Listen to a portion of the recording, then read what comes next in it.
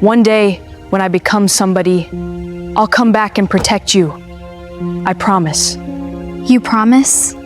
I do. When Naomi Carter was 10, she gave her last meal to a starving boy behind an old church in New Orleans. Everyone told her he was trouble. But she saw something no one else did. A child who only needed one person to care. Before they took him away, Ethan Walker made her a promise. One day, when I become somebody, I'll come back and protect you. 20 years later, he returned as one of the most powerful lawyers in America. But he didn't come back for revenge. He came back because the girl who once saved his life was about to lose everything. The storm had taken almost everything from the Carter family. In the lower 9th Ward of New Orleans, roofs were still torn open. Streets still smelled of rainwater and mud, and broken furniture sat in front yards like memories no one wanted to keep. 10-year-old Naomi Carter lived in a small, weather-damaged house with her grandmother. Naomi was a black girl with deep brown eyes, thin braids, and a quiet face that often made adults think she was shy. But she was not shy. Naomi simply watched the world carefully. Her grandmother, Mabel Carter, was a small woman in her late 60s with silver hair, tired hands, and a voice that could sound soft even when she was being strong. Everyone in the neighborhood called her Grandma Mabel. She had raised Naomi with very little money, but with a faith that never seemed to run out. That morning, Grandma Mabel wrapped a small lunch in brown paper. Cold rice, half a piece of cornbread, and 1 orange. "It is not much," Grandma Mabel said, placing it in Naomi's hands. "But remember, baby, when you have 1 piece of bread, you can still break it in 2. Naomi nodded, though her stomach already felt empty. On her way past the old St. Mary's Church, Naomi saw him. A white boy sat behind the iron fence near the back wall of the church. He looked about 11, but hunger made him seem smaller. His brown hair was messy and wet. His shirt clung to his thin shoulders. Mud covered his pants, and his lips were pale. He hugged his knees tightly, staring at the ground like he was trying to disappear. His name was Ethan Walker, though Naomi did not know that yet. Ethan was the son of a mother who had struggled with alcohol for years. After the storm, she had vanished, leaving him behind in a city too broken to notice one more lost child. Naomi stopped walking.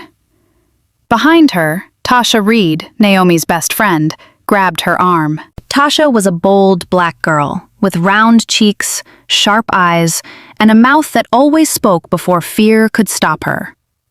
"Don't go near him," Tasha whispered. "My auntie said that boy steals. People say he's trouble." Naomi looked at Ethan again. Trouble did not look like that. Trouble did not shake from hunger. Trouble did not sit alone behind a church, too weak to ask for help. "He's just hungry," Naomi said. "That's not your problem," Tasha replied.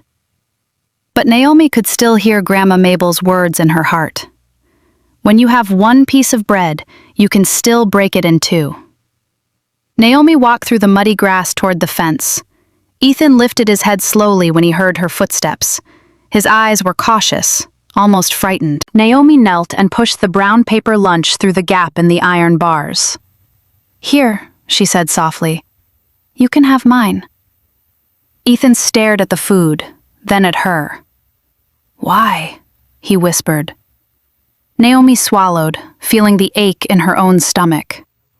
"Because you look like you need it more." For a moment, Ethan did not move. Then his hands reached for the lunch, trembling. He ate quickly at first, then slower, as if afraid the food might disappear. When he finished the cornbread, tears slipped down his dirty cheeks. Naomi did not know it then, but that small meal would become the beginning of a promise.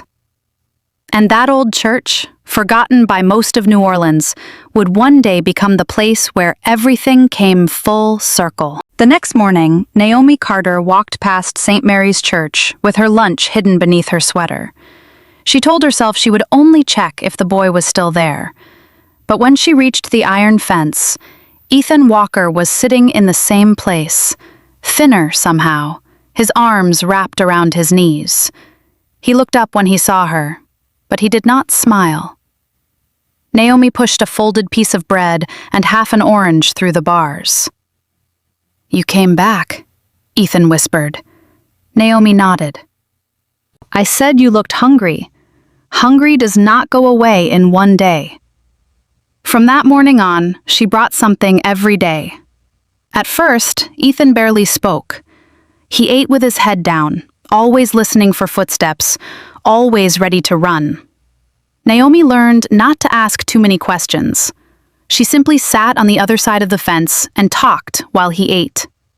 She told him about Grandma Mabel's old radio, the leaking roof, and how Tasha thought she could sing but absolutely could not. Ethan would sometimes glance at her, trying not to smile. After 2 weeks, he finally told Naomi his name without being asked. "Ethan Walker," he said quietly. Naomi repeated it like it mattered. "Then I'll remember it." Tasha Reed still thought Naomi was being reckless, but little by little, her fear turned into concern. One afternoon, when a teacher from the nearby relief center started walking toward the fence, Tasha stepped in front of her and asked a loud, silly question about where to find clean drinking water. While the woman answered, Naomi slipped Ethan his food and a small bottle of cough syrup. Later, Tasha folded her arms and said, "I'm not helping him.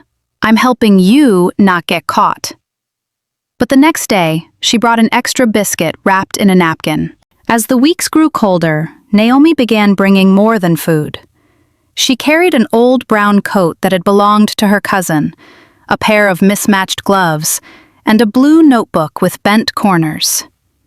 Ethan resisted the coat at first. "You need it," he said. Naomi shook her head. "I have Grandma Mabel." He looked confused, so she added, "That means I'll be okay." The notebook was harder for him to accept. "I'm not good at reading," he muttered. Naomi sat closer to the fence. "Then we'll practice." Every afternoon she made him read one page from an old children's book. One evening, Reverend Samuel Brooks discovered them. He was the pastor of St. Mary's, a tall, elderly black man with a white beard, careful eyes, and a cane he used more for authority than balance. Ethan froze when he appeared, but Reverend Brooks only looked at the thin boy, then at Naomi's empty lunch bag. "Child," he said gently, "how long has this been going on?" Naomi lowered her eyes. Ethan tried to stand, ready to run, but the pastor raised a hand. "No one is chasing you tonight."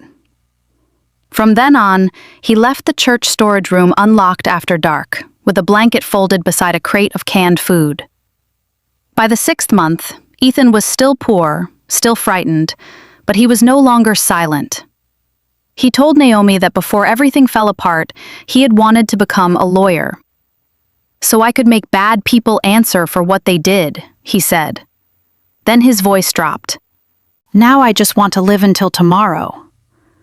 Naomi reached through the fence and touched his hand. "You're not trash, Ethan.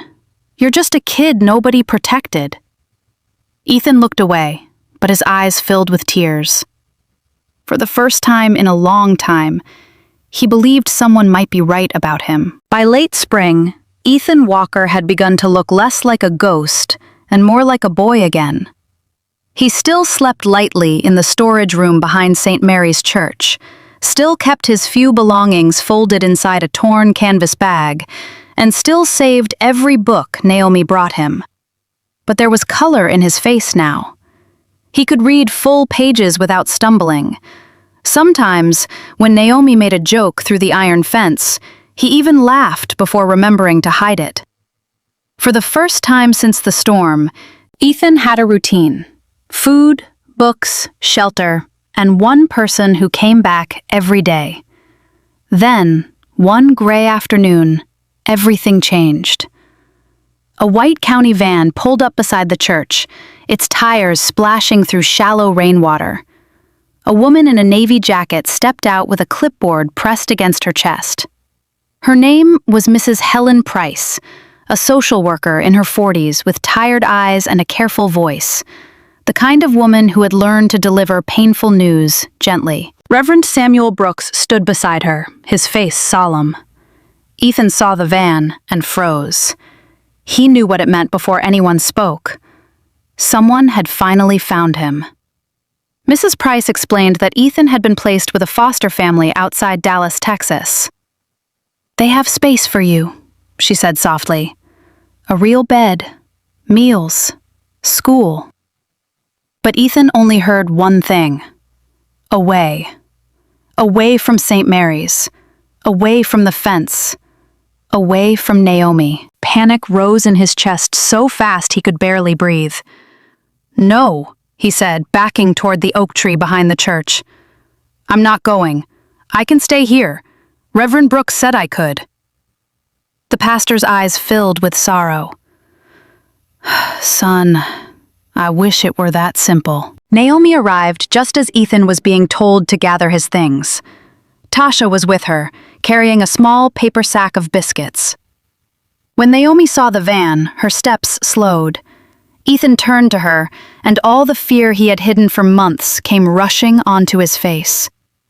Under the giant oak tree behind the church, he grabbed the small notebook he had used for reading practice and pressed it into Naomi's hands. On the last page, written in shaky letters, were the words, "One day, I'll make this place safe."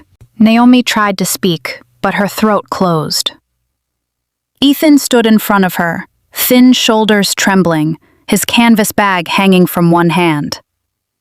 "Naomi," he said, forcing the words out. "When I become somebody, I'll come back. I'll protect you, the way you protected me." Naomi's eyes filled with tears. She removed the blue bracelet Grandma Mabel had made for her, the one with a tiny star pendant hanging from the thread. With shaking fingers, she snapped the little star charm in half along its weak silver seam. She placed one half in Ethan's palm and closed his fingers around it. "Then don't forget where to come back," she whispered. Tasha stood a few steps away, silent for once. She saw Ethan tuck the broken star into his pocket like it was treasure. She saw Naomi hold the other half against her chest. She saw Reverend Samuel place one hand on Ethan's shoulder and say, "Every Sunday, I'll pray your name out loud, boy. Wherever you are, God will know how to find you." Ethan nodded, but his eyes never left Naomi. When Mrs. Price finally guided him toward the van, Ethan looked back again and again, until the church, the oak tree, and Naomi blurred through the window. Naomi did not chase the van. She stood beneath the oak, holding half a star, while the first promise of Ethan Walker's life disappeared down the wet New Orleans street. 20 years passed, but Ethan Walker never threw away the broken half of the blue star. It sat inside a small glass case on his desk in Atlanta, surrounded by framed awards, legal certificates, and newspaper articles about cases he had won. Ethan was now 31, a respected civil rights attorney with sharp gray eyes, a calm voice, and the kind of expensive suit that made people assume he had always belonged in powerful rooms. He owned Walker Justice Group, a law firm known for taking cases no one else wanted. Families pushed from their homes, workers cheated by rich companies, and children abandoned by broken systems. People called Ethan brilliant. Some called him ruthless in court. But his assistant, Maya Bennett, knew better. Maya was a black woman in her late 20s with short, natural curls, gold-rimmed glasses, and a mind quick enough to finish Ethan's sentences before he said them. She had worked beside him for 5 years and had seen powerful men shake when Ethan opened a file. She also knew that every morning, before court or meetings, he touched that broken star like a prayer. She never asked about it. Not until the New Orleans file landed on his desk. The file came from a neighborhood coalition in the lower 9th Ward. A development company wanted to demolish several blocks around St. Mary's Church and replace them with luxury apartments. Ethan read the name twice. Harrison Development. Its owner, Caleb Harrison, was a wealthy real estate developer in his 50s, polished, smiling, and dangerous in the way men could be when they were used to buying silence. Maya had already marked suspicious items in red: rushed permits, missing community notices, property deeds transferred under pressure, and donations made to city officials weeks before the project was approved. Ethan stood by the window for a long time. St. Mary's Church, the oak tree, the fence, Naomi. He had searched for her over the years, through old records, school lists, and church contacts, but every trail had gone cold after the storm. He did not know if she had moved away, married, or forgotten him completely. Still, when Maya asked whether they should take the case, Ethan closed the file and said, "Book 2 flights to New Orleans." In New Orleans, Naomi Carter was no longer the little girl behind the fence. She was 30, an elementary school teacher with warm brown skin, long braids, usually tied back, and eyes that could quiet a classroom without raising her voice. She still lived near the old neighborhood, not because life had been easy, but because leaving had always felt like betrayal. Every morning, she taught children whose families were one missed paycheck away from losing everything. Every evening, she returned home to care for Grandma Mabel, now frail, wheelchair-bound, and still stubborn enough to pray louder than the television. Naomi had also taken in Malik Johnson, a quiet 12-year-old boy with serious eyes and a backpack that held everything he owned. Malik had lost his mother the year before and had been passed between relatives until Naomi found him sleeping in the school library after hours. She called it temporary. Grandma Mabel called it what it was: love. But love could not stop bulldozers. For weeks, Naomi had attended meetings, collected signatures, and begged city officials to protect St. Mary's Church, the school, and the rental homes around it. No one listened. Caleb Harrison's name opened doors Naomi could not even knock on. His money sat in campaign accounts, charity boards, and private dinners with city councilmen who smiled at the neighborhood during election season, then sold it piece by piece afterward. The night before Ethan arrived, Naomi stood outside St. Mary's Church beneath the old oak tree. The fence was rusted now. The storage room door had been boarded up. She touched the half-star pendant on her necklace and whispered, "You said you'd come back." She did not know that, miles away, Ethan Walker had just stepped off a plane with the other half of the same star in his coat pocket. The community meeting was held inside the gym of Carter Elementary, a building with cracked floors, faded murals, and folding chairs lined up in uneven rows. Nearly every seat was taken. Parents, elders, teachers, renters, church members, and small business owners had come because Harrison Development had given them no other choice. At the front of the room, Ethan Walker stood beside Maya Bennett, both dressed in dark suits that made several people whisper before he even spoke. Naomi Carter sat near the middle, with Malik beside her, one hand resting protectively on his shoulder. Ethan introduced himself as the attorney representing the neighborhood coalition. His voice was calm, but the room did not trust calm men in expensive suits. He explained that his firm would challenge the demolition permits, investigate the property transfers, and seek an emergency injunction to stop construction. Before he could continue, Naomi stood. She was tired from teaching all day, worried about Grandma Mabel, and furious that another powerful stranger had arrived promising salvation. "People with expensive suits always promise to save us," she said, her voice cutting through the gym. "Then they sell us." The room went silent. Ethan turned toward her, ready to answer, but the words died in his throat. That voice, that strength, that face, older now but unmistakable in a way his heart understood before his mind did. Then he saw it. A silver chain around her neck, holding half of a tiny blue star. Ethan's fingers moved automatically to the inside pocket of his coat. Maya noticed his face change. "Ethan?" she whispered. But he was already stepping away from the podium, his eyes fixed on Naomi. He stopped a few feet from her. "Did you once share your lunch behind St. Mary's Church?" he asked softly. Naomi's anger vanished so quickly it frightened her. Her lips parted, but no sound came out.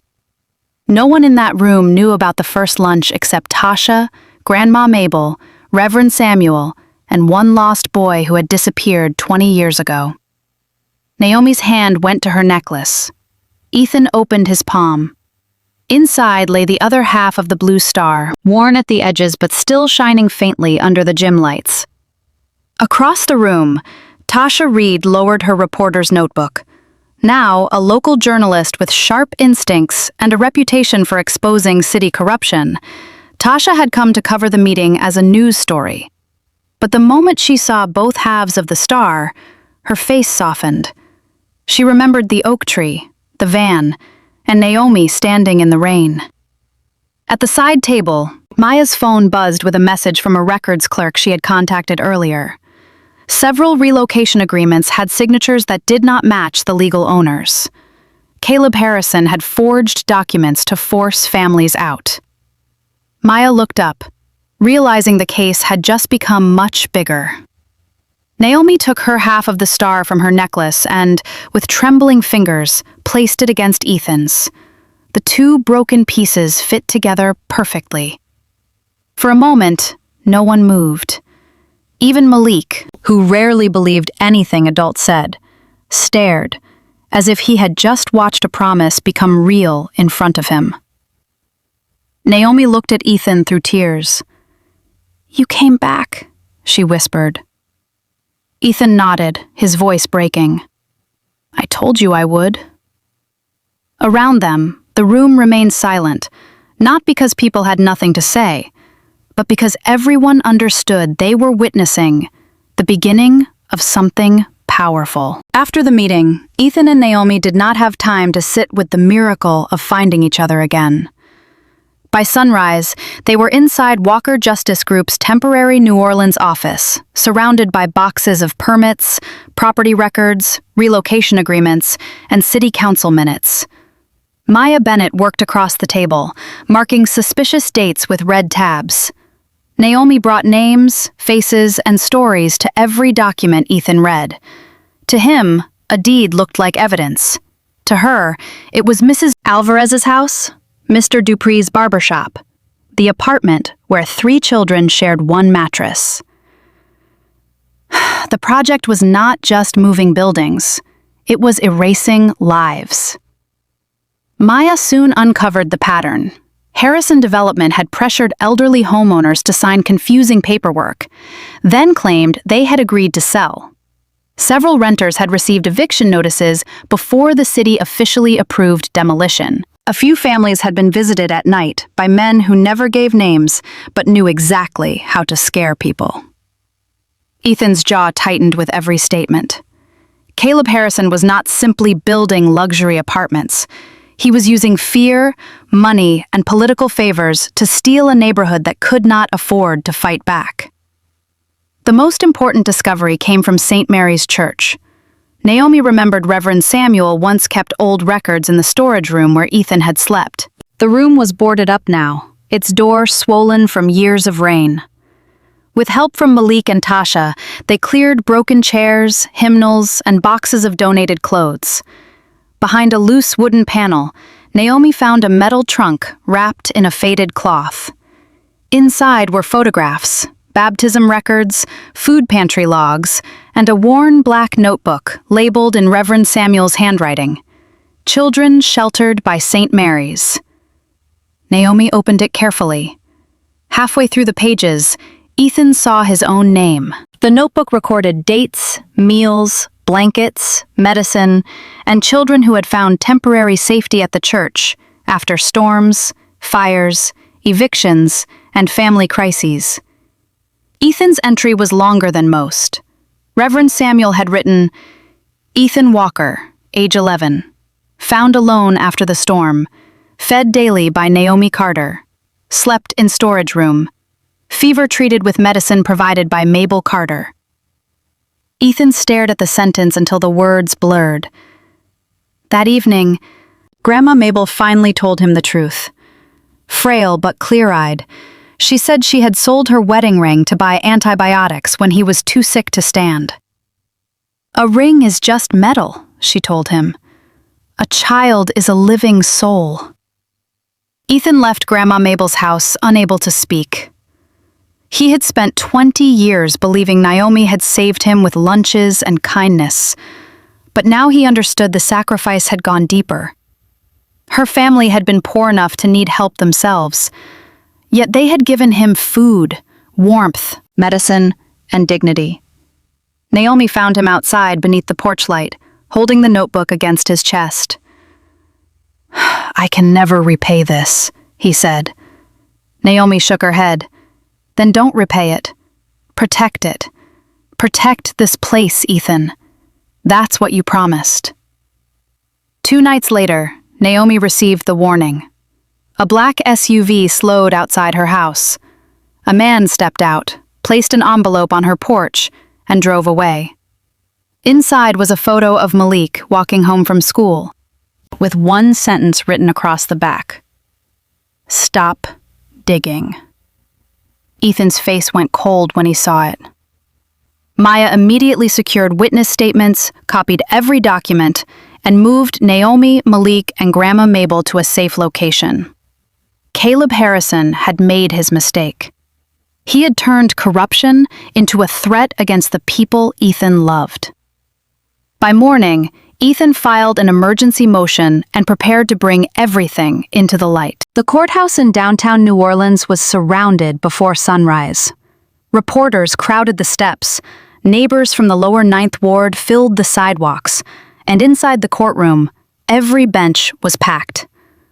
Malik Johnson sat near the front, small but steady, holding a cardboard sign across his knees that read, "Don't erase our home." Beside him, Grandma Mabel sat in her wheelchair, dressed in her Sunday best, her thin fingers wrapped around Naomi's old half-star pendant. Ethan Walker stood at the plaintiff's table in a dark suit, silent and focused. Across the aisle, Caleb Harrison smiled like a man who had already bought the ending. When the judge entered, Caleb leaned toward his attorney and whispered loudly enough for Ethan to hear. "Hard to believe they dragged me here over a church and a homeless boy who got lucky." Ethan did not react. That was what made the room colder. He simply opened the first folder and began. One by one, he presented forged relocation agreements, false community notices, and property transfers signed by people who had never agreed to leave. Elderly homeowners testified that Harrison's men had frightened them at night. Renters described eviction letters that arrived before legal approval existed. Each voice made Caleb's smile weaken. Then Maya Bennett walked to the witness stand with a small flash drive and a printed transcript. She had spent the night verifying the audio file through 2 independent experts. The recording came from a former Harrison employee who had finally decided to talk. In the clip, Caleb's voice was clear, casual, and cruel. He admitted paying a city official to move the permits before the neighborhood had time to organize. The courtroom went completely still. A councilman seated behind Caleb lowered his head. Caleb's attorney objected, but Ethan had already laid the foundation. The recording was admitted. Next came St. Mary's Church. Ethan submitted photographs, preservation reports, old city maps, and Reverend Samuel Brooks's notebook. The notebook showed decades of shelter records, food distribution logs, and handwritten names of children protected by the church during storms and family crises. Ethan turned to the page with his own name, then looked at the judge. "This land is not empty," he said. "It is a witness." He did not speak about revenge. He spoke about history, duty, and the right of poor people to keep the places that had kept them alive. The strongest moment came when Naomi Carter took the stand. She wore a simple navy dress, her braids pulled back, her half of the blue star resting against her chest. Her voice shook at first, but only for a moment. She told the court about an 11-year-old boy behind St. Mary's Church who had been starving while adults walked past him. She spoke about children with no protection, families with no money, and a neighborhood that had little to give but gave anyway. Then she looked at Caleb. "You saw broken houses and thought they were worthless. We saw people inside them." By noon, Tasha Reed's investigative series went live. The headlines spread across phones in the courtroom before the judge could call the next witness. "The Price of Silence: How Harrison Development Tried to Buy New Orleans." Outside, the crowd erupted. Local stations picked it up. National outlets followed. By the time court recessed, Caleb Harrison was no longer smiling. Ethan stepped into the hallway and saw Malik still holding his sign, Grandma Mabel still holding the pendant, and Naomi standing beside them with tears in her eyes. The city had finally heard them. Now, it could never pretend it had not. 3 days after Naomi's testimony, the judge issued the ruling that New Orleans had been waiting for. Harrison Development's demolition permits were revoked. The forced relocation agreements were declared fraudulent. St. Mary's Church and the surrounding blocks were granted emergency historic protection.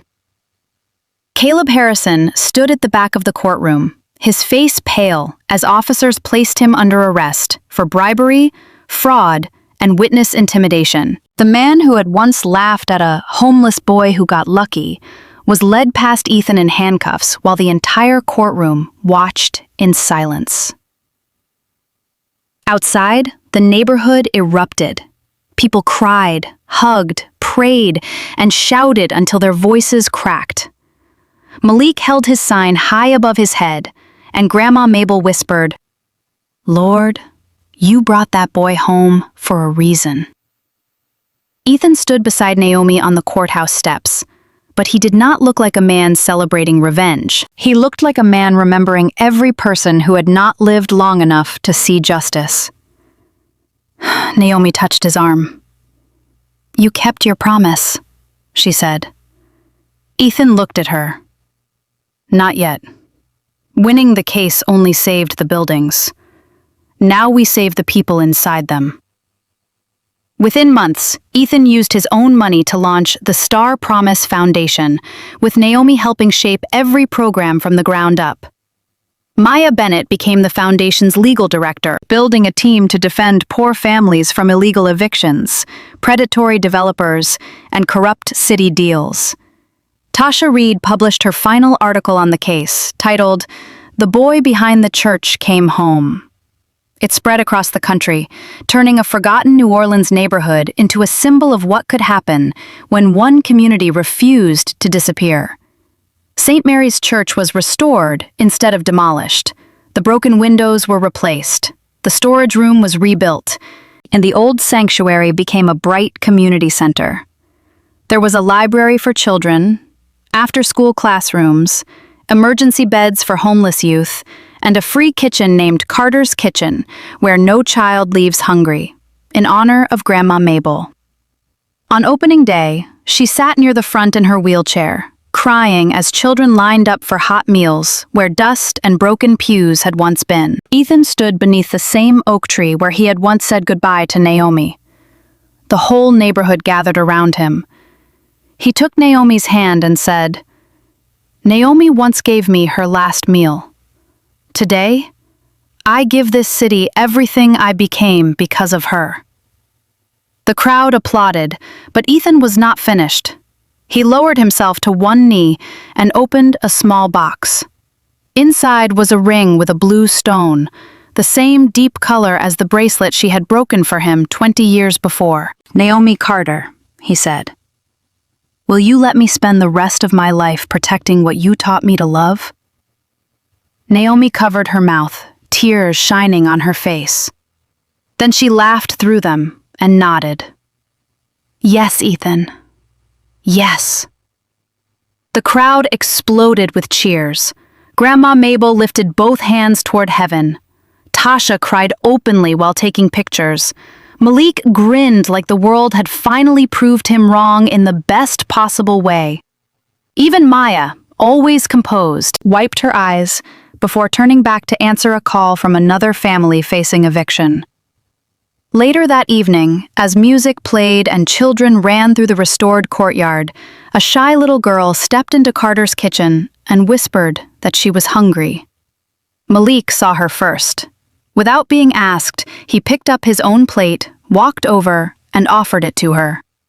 Naomi watched the moment unfold, her heart full. Ethan slipped his hand into hers. Naomi smiled and said, "The promise didn't end with us. It just began." As I watched Malik share his meal with that hungry little girl, I finally understood what God had done in my life. Naomi's last meal was never just food. It was mercy. It was a seed God planted in my broken heart, a seed that grew into hope, love, and a purpose bigger than myself. I thought I came back only to keep a promise. But now I believe God brought me back to continue the kindness that once saved me. So tell me in the comments, if you were Naomi, would you have shared your last meal with me? And do you believe God can use one small act of kindness to change an entire life? If this story touched your heart, please like this video and subscribe to the channel for more powerful and unforgettable stories.